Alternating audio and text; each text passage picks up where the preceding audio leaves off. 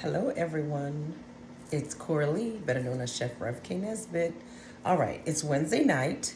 Hope you're doing well, middle of the week, and I am going to make something that I introduced my husband to, and he absolutely loves it. It is called tuna fish casserole. So you're blending albacore solid white tuna to some pasta, extra sharp cheddar cheese, unsweetened original almond milk. Cheese is the probably only dairy besides yogurt that I eat. So I don't drink milk and I don't use too much dairy in when I prepare stuff. So we're blending the tuna, like I said, to the pasta. I have some veggies that I'm gonna chop. And so I'm gonna run through it and then I'm gonna add it to this video.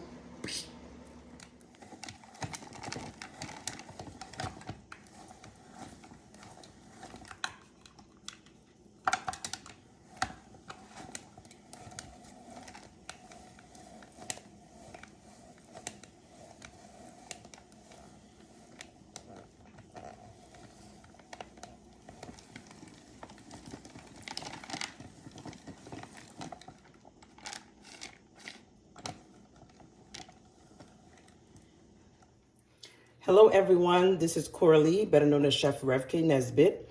I'm here making my tuna casserole. I boiled my pasta for 12 minutes. I added the chopped veggies and most of the cheese. I'm reserving the rest of this for the top. I'm about to put my drained and washed and drained again tuna in right now.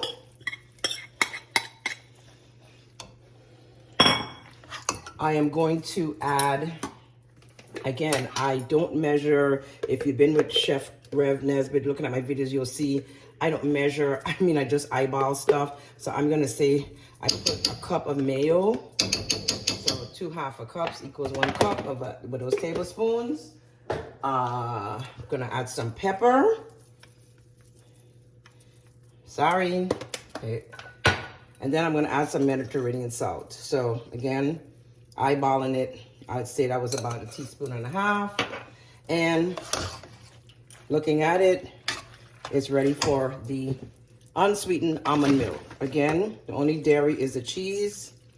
Again, if I measured, it would be great, but I don't. I eyeball it. All right, so I give 1 or 2 stirs, okay, to just get everything down to the bottom. And then I'm gonna hit it with what I call a fork full of flour. Yep, that's what I call it, a fork. Do not overdo the flour. It is to barely bind this together.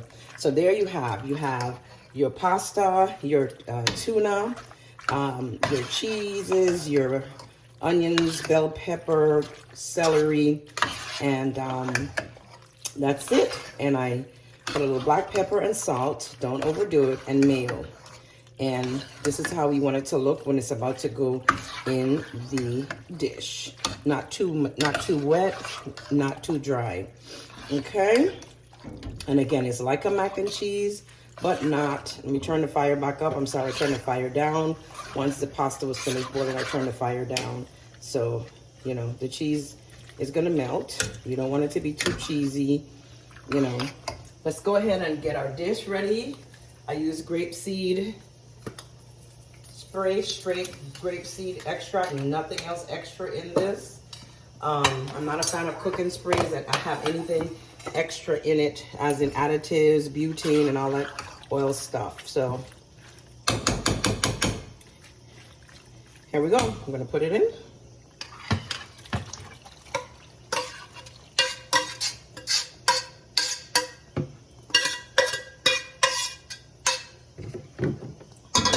I love that sound of a pot making noise. I don't know about you. I just love that sound. Okay.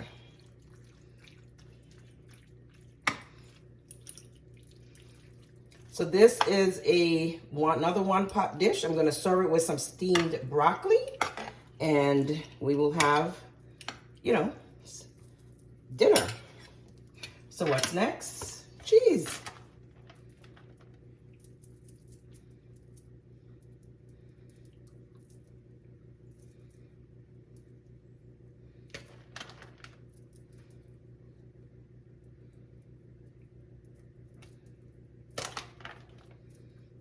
This was 1.5. So 8 ounce plus 4. So this is 12 ounces of shredded cheese that I shredded. So I used an 8-ounce block and half of another block. And that gave me enough to put in and enough to put on the top.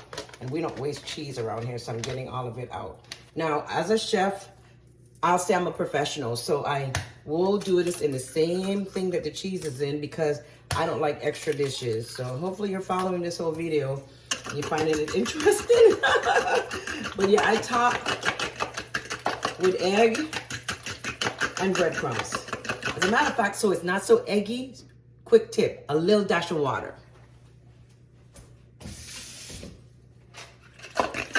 Again, there are people who make mac and cheese with the egg inside.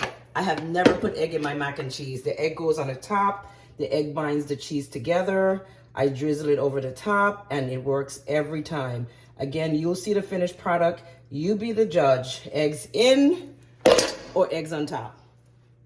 I will finish this off with my seasoned breadcrumbs. Some things I don't use seasoned breadcrumbs. I use plain, but I use panko breadcrumbs. And so I'm drizzling it over the top here. And the main dish is complete. And I'll get on to doing the broccoli. Bye-bye. Have y'all ever heard of smell-o-vision? When I tell you this thing smells so good. Anyway, so I put the oven to 375 for 30 minutes. And I think it was a little aggressive. So you cut yours back to 350, but I do love a little crunch on my stuff. Anyway, look at it.